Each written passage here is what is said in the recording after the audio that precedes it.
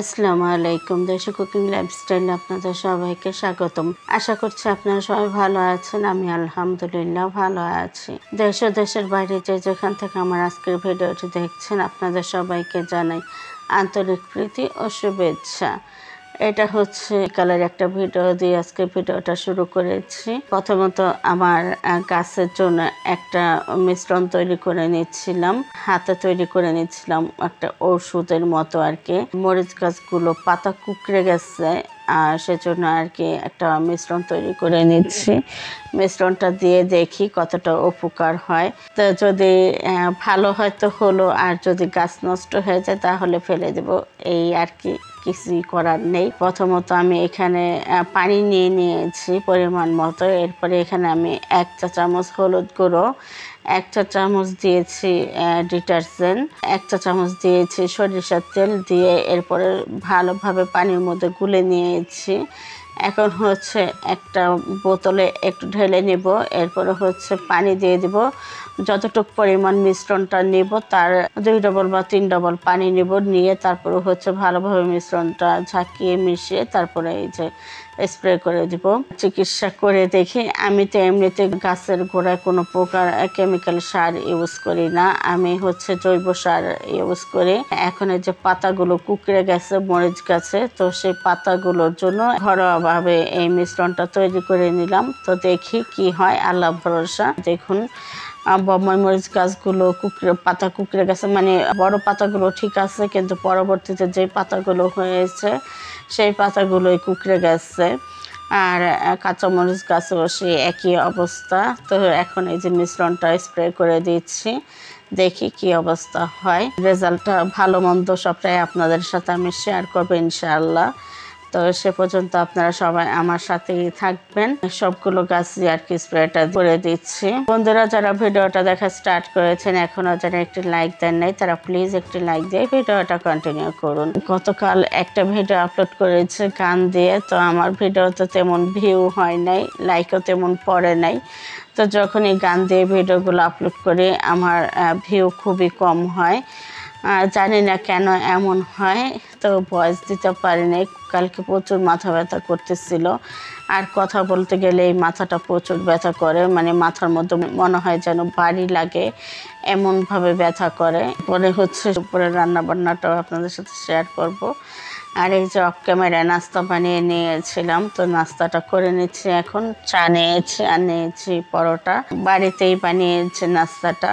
আর গতকাল হচ্ছে আপনাদের ভাইয়া সকালে আর কি পরোটা বানিয়ে নিয়েছিল, নাস্তাটা ঘরেই বানিয়েছে। ওনারও শরীরটা ভালো নেই, যার কারণে 3-4 দিন যাবৎ বাড়িতেই আছে, কাজে যেতে পারতেছে না। ঠান্ডা জ্বর আবার হচ্ছে একটু পেটে ডিস্টার্ব দিয়েছিল, সব মিলে আর কি শরীরটা অসুস্থ। তো কাল হচ্ছে সকালে একটু ভালো লাগতেছিল হয়তো, আমি ওঠার আগেই দেখে উনি নাস্তা বানিয়ে নিয়েছে। তো আমি বললাম তুমি আমাকে বলতে তুমি পরোটা খাবে, তো তখন সে বলতেছিল তোমার শরীর ভালো নেই সেজন্য তোমাকে বললাম না, আমি করে নিচ্ছি, সবসময় তো তুমি করে খাওয়াও, আজকে আমি নাস্তাটা বানাই, তোমরা সবাই খাও। তো এইভাবে আর কি নাস্তাটা বানিয়েছে, খেতে খুব ভালো হয়েছে। আজকে হচ্ছে আমি বানিয়ে নিয়েছি আর সবাইকে খাইয়েছি। তো আমাদের গৃহিণীদের কাজগুলো তো আমাদেরই করতে হয়, তাই না? তো তারপরে যখন কেউ একটু হেল্প করে তখন কিন্তু ভালোই লাগে, সে যেই হোক না কেন, সে সন্তান হোক বা স্বামী হোক, পরিবারের লোকের কাছ থেকে একটু হেল্প পাওয়া যায় তাহলে কিন্তু নিজের কাছে একটু শান্তি লাগে। পরে হচ্ছে যে দুপুরে রান্নার জন্য প্রিপারেশন নিয়ে নিয়েছি। নাস্তা করার সাথে সাথে আপনাদের ভাইয়াকে আমি বাজারে পাঠিয়েছি, বলে দিলাম একটা লাউ আনতে। আর হচ্ছে মুরগি তো বাড়িতেই ছিল, তো ভেবেছি আজকে মুরগি রান্না করব লাউ দিয়ে। আর হচ্ছে মূলা শাক আনতে বলেছি মূলা শাক বা লাল শাক যেটাই ভালো পাও নিয়ে এসো। তো সে হচ্ছে মূলা শাক আর লাল শাক দুইটাই ভালো পেয়েছে, আমাকে ফোন দিয়ে বলতেছিল যে মূলা শাক আর লাল শাক দুইটাই আছে, তো কোনটা খাবা কোনটা আনবো। তো আমি বললাম মূলা শাকটাই নিয়ে আসো, যেহেতু লাল শাক কালকেই খেয়েছি সেজন্য আর কি, আর আজকে লাল শাকটা আনাইলাম না, মূলা শাকটাই আনিয়েছি। তো এখন হচ্ছে আমি এই যে মূলা শাকটা বেছে দিচ্ছিলাম, আমার মেয়ে কেটে নিচ্ছে কুচি করে। আমি কাটতে পারতাম, কিন্তু আমার মেয়ে আমাকে দিল না, বলতেছে তুমি আমাকে বেছে দাও, আমি কেটে নিচ্ছি। তো এই যে লাউটা, তো লাউটা হচ্ছে তেমন একটা ভালো হয় নাই। আমার মনে হয় এই লাউটা হচ্ছে 3-4 দিন আগে আর কি গাছ থেকে কাটা হয়েছে, মানে বোটাগুলো দেখে যেমন বোঝা গেল। আর লাউয়ের গায়ে একটাও শুং নাই। রান্না করেছি, একটু সময় বেশি লেগেছে সিদ্ধ হতে, তো খেতে মাশাআল্লাহ খুব ভালো লেগেছে, আলহামদুলিল্লাহ খেয়েছি। তো এদিকে আমার মেয়ে তো শাকগুলো কেটে নিচ্ছে। আমি বললাম সাবধানে কেটো, হাত যেন না কাটে। আমার বটিটা হচ্ছে প্রচুর ধার, একদম মানে প্লেটের মতো এত ধার, আমি মাঝে মাঝে কন্ট্রোল করতে পারি না। সেই জন্য ওকে আমি কাজ করতে গেলে একটু সাবধানে কাজ করতে বলি। আর এমনিতে ওর জন্য আমি আলাদা বটি এনে দিয়েছি, ছোট একটা বটি এনে দিয়েছি, ও যাতে কাটাকাটি করতে পারে ওর সুবিধা মতো, ও যাতে হয়।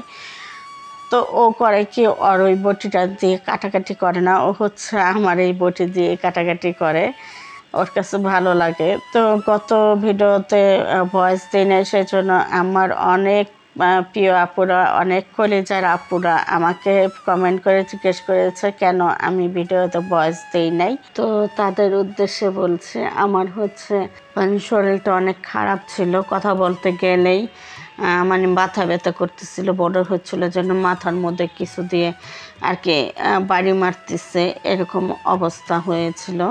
তো সেই জন্য আর ভয়েস দিনে এভাবে আর কি গান দিয়ে ভিডিওটা আপলোড করে দিয়েছি। তো আমি কেন ভয়েস দিনে এটা জানতে চেয়েছে হচ্ছে কুকিং উইথ মমতাজ এই আপুটা, আর হচ্ছে আরও একটা আপু আছে মৌরি চৌধুরী, আরও একটা আপু আছে যে হচ্ছে আমার খুবই প্রিয় আর আমার কলিজার ভালোবাসার আপু, সে হচ্ছে জান্নাত রুম্পা। তো এই 3টা আপুই জানতে চেয়েছে কেন আমি ভিডিওতে ভয়েস দিই। তো আপু তোমরা নিশ্চয়ই আজকের ভিডিওটা যদি দেখে থাকো তাহলে নিশ্চয়ই বুঝতে পারবে কেন আমি ভয়েসটা দিই নাই। তো অনেকেই আর কি আমার ভয়েসটা শুনতে পছন্দ করে, যারা আর কি গান দিয়ে ভিডিও দিলে দেখতে পছন্দ করে না। তো কি করব, পরিস্থিতির শিকার হয়ে আর কি গান দিয়ে ভিডিওটা দিতে হয়েছে। এরপরে হচ্ছে এই যে রান্না করব লাউ, তো লাউটা কেটে নিচ্ছি। লাউটা কিন্তু একদম কচি ছিল, ভিতরে বীজগুলো একদম ছোট ছোট। এমনি যদি এই লাউটা মানে একদম টাটকা রান্না করা যেত তাহলে কিন্তু অল্প সময়তে লাউটা গলে যেত। যেহেতু বাসি হয়েছিল প্রায় 3-4 দিন আগের গাছ থেকে কাটা লাউ, তো সেই জন্য আর কি সিদ্ধ হতে একটু সময় বেশি লেগেছে।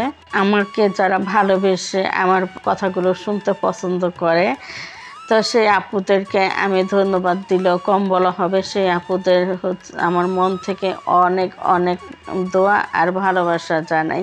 আপুরা আমার খোঁজ খবর নেয়, আমার হচ্ছে কেন ভয়েস দিলাম না সেটাও জানতে চেয়েছে। আমার মানে খুবই ভালো লেগেছে এটা ভেবে যে আমাকে ভালোবাসার মতো কেউ আছে, আমার খোঁজ নেওয়ার মতো কেউ আছে এই ইউটিউব ফ্যামিলিতে। সবাইকে আমি খুব ভালোবাসি, সবার ভিডিওগুলো খুব ভালোবেসে দেখি, সবাই আমার খুব প্রিয়, সবাইকেই আমার খুব কাছের মনে হয়, কেউ আমার দূরের কেউ না, সবাই আমরা আপন।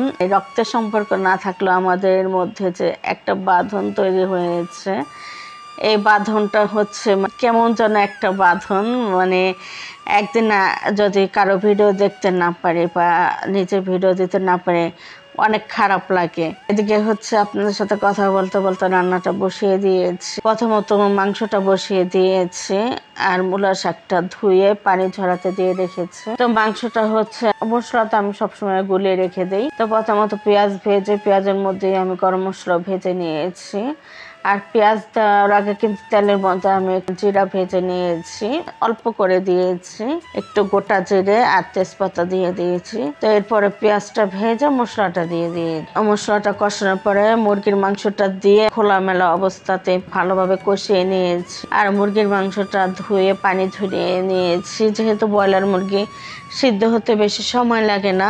লাউ যদি দেয় তাহলে কিন্তু লাউ থেকে প্রচুর পরিমাণে পানি ওঠে, তো সেই জন্য আর কি প্রথমে মাংসটা ভালোভাবে কষিয়ে নিয়েছি, একদম শুকনা করে কষিয়ে এরপর হচ্ছে লাউটা দিয়ে দিয়েছি। আর এদিকে হচ্ছে যে পাশের চুলায় মূলা শাকটাও বসিয়ে দিলাম। তো মূলা শাককে আমি লবণ, পেঁয়াজ আর কাঁচামরিচ দিয়ে একদম বসিয়ে দিয়েছি। এখন হচ্ছে নেড়ে চেড়ে সিদ্ধ করে নিব, মানে ভাপিয়ে নিব আর কি। তো ভাপানো হয়ে গেলে এরপরে হচ্ছে বাগার দিয়ে দিব। আজকে 2টা খাবারই মাশাআল্লাহ আলহামদুলিল্লাহ ভীষণ ভালো লেগেছে খেতে। তো মূলা শাক কিন্তু অনেকটা হয়েছিল, আর এখানে 150 টাকার মূলা শাক ভাবা যায়। শাক খেতে গেলেও কিন্তু এখন অনেক টাকা দিয়ে কিনতে হয় শাক। এখন হচ্ছে এই সমস্ত শাকগুলো অনেক দাম নেয়। বেশি করে এনেছি, আমার বড় আপার বাসায় পাঠাবো আর আমার জন্য। তো বড় আপা সকালে ফোন দিয়ে বলেছিল আর কি যে কোনো একটা শাক ভাজি করতে, আর জিজ্ঞেস করতেছিল আমি কি রান্না করব। তো বললাম যে একটু মুরগি রান্না করব। তো আপা বলতেছিল তাহলে আমাদের জন্য একটু মুরগি রান্না করে দিতে একসাথে। আমি বললাম যে আমরা লাউ দিয়ে রান্না করব মুরগি। তখন আপা বলতেছে না, লাউ দিয়ে তো মামুরা খাবে না। বড় আপা ছেলেদের কথা বলতেছিল, আমার ভাগিনাদের কথা। তো ওদেরকে তো আমরা দুষ্টুমি করে মামু বলে ডাকি। তো আমার ছেলে একটা আর বড় আপার ছেলে 2টা, এই 3টা হচ্ছে আমাদের মামু। তো এদেরকে আমরা মামু বলেই ডাকি। বড় আপা বলতেছিল মামুরা তো খাবে না লাউ দিয়ে, তাহলে একটা মুরগি এনে কেটে মামুকে দিয়ে পাঠিয়ে দাও, আমি বাসায় রান্না করে নেই। তো আমি একটা মুরগি আনিয়ে তারপর হচ্ছে কেটে আমার ছেলেকে দিয়ে পাঠিয়ে দিয়েছে বড় আপার বাসায়। তো বড় আপার মতো মুরগিটা ভুনা করে নিয়েছে, আর আমি এদিক দিয়ে শাকটা ভাজি করে পাঠিয়ে দিব, তাহলেই হয়ে যাবে। আর আমি হচ্ছে লাউ দিয়ে রান্না করে নিচ্ছি আমাদের জন্য। তো লাউ দিয়ে হচ্ছে আরেকদিন রান্না করেছিলাম বাসি মাংস, তো সেটা খেয়ে তো আমার ছেলের কাছে ভীষণ ভালো লেগেছে। তো আমার ছেলে তো শুনে খুবই খুশি, আজকে লাউ দিয়ে মুরগি রান্না করব। তো আমার ছেলে খেয়েছে আলহামদুলিল্লাহ, পেট ভরে ভাত খেয়েছে লাউ তরকারি দিয়ে। এদিকে হচ্ছে যে শাকটা ভাপিয়ে নেওয়ার পরে তারপর হচ্ছে বাগার দিয়ে দিচ্ছি। প্রথমত তেলের মধ্যে শুকনো মরিচ ভেজে নিয়েছি, এরপরে রসুন আর পেঁয়াজ ভেজে তারপর হচ্ছে একটা ডিম দিয়ে দিয়েছি। তো মূলা শাকটা কিন্তু চিংড়ি মাছ দিয়ে ভাজি করলে বেশি ভালো লাগে খেতে। তো যেহেতু আমাদের অ্যালার্জির কারণে চিংড়ি মাছ খেতে পারতেছি না, সেই জন্য ডিম দিয়ে আর কি ভাজি করে নিচ্ছি। কথায় আছে না, দুধের স্বাদ ঘোলে মেটানো, তো আমি হচ্ছে দুধের স্বাদ ঘোলে মিটিয়ে খাচ্ছি আর কি। ওদিকে কিন্তু চিংড়ি মাছ আমার ফ্রিজে শুটকি হয়ে যাচ্ছে, খাওয়া হচ্ছে না এই অ্যালার্জির জন্য। আর হচ্ছে আমি এই যে ডিম দিয়ে শাক ভাজি করে খাচ্ছি। তো এটাও কিন্তু খেতে ভীষণ ভালো লাগে আমার কাছে। তো মানে আমাদের ফ্যামিলির সবাই খুব পছন্দ করে, আর আমার কাছেও খুব ভালো লাগে খেতে। শাক ভাজিটা সত্যি বলছি ভীষণ ভালো লেগেছে খেতে। তো এদিকে রান্না বান্না শেষে তারপরে হচ্ছে খাওয়া দাওয়া করে নিচ্ছি। আর শাকের সাথে তো আমার শুকনো মরিচ মাস্ট, এটা লাগবে, এটা না হলে আমার ভাত খেয়ে তৃপ্তি মেটে না। তো অনেকে আছে কাঁচামরিচ খেতে পছন্দ করে, তা আমি হচ্ছে কাঁচামরিচটা তেমন একটা ভালো লাগে না খেতে। আমার কাছে এই শুকনো মরিচ ভাজাটাই খেতে বেশি ভালো লাগে। তো এখন হচ্ছে ভাতটা খেয়ে নিচ্ছি। বন্ধুরা যারা আজকে প্রথম আমার ভিডিওগুলো দেখতেছেন, আজই প্রথম আমার চ্যানেল ভিজিট করেছেন, চাইলে আমার চ্যানেলটি সাবস্ক্রাইব করে আমার পাশে থেকে যেতে পারেন। আপনারা যদি এই ধরনের লাইফস্টাইল ভিডিও দেখতে পছন্দ করেন তাহলে আমার চ্যানেলটি সাবস্ক্রাইব করে পাশে থাকা অল নোটিফিকেশনটি সিলেক্ট করে রাখবেন, তাহলে যখনই আমি নতুন ভিডিও আপলোড করব সঙ্গে সঙ্গে ভিডিও আপনাদের কাছে চলে যাবে নোটিফিকেশন আকারে, তখন আপনারা আপনাদের সময় সুযোগ মতো দেখে নিতে পারবেন। অলরেডি যারা আমার চ্যানেলটি সাবস্ক্রাইব করে দিয়েছেন তাদের সবাইকে অসংখ্য ধন্যবাদ। আর যারা ভিডিওটি দেখা স্টার্ট করেছেন, যারা এখনো একটি লাইক দেন না, তারা একটি লাইক দিয়ে ভিডিওটা কন্টিনিউ করবেন। চাইলে আপনাদের মূল্যবান মতামত আমাকে কমেন্টের মাধ্যমে জানাতে পারেন। আপনারা কি ধরনের ভিডিও দেখতে পছন্দ করেন চাইলে সেটাও জানাতে পারেন। আমি আপনাদের পছন্দ অনুযায়ী ভিডিওগুলো দেওয়ার চেষ্টা করব। তো আজকের মতো এই পর্যন্তই। আগামী ভিডিও দেখার আমন্ত্রণ জানিয়ে বিদায় নিয়ে নিচ্ছি। সবাই ভালো থাকবেন, সুস্থ থাকবেন, অবশ্যই নিরাপদে থাকবেন। আল্লাহ হাফেজ।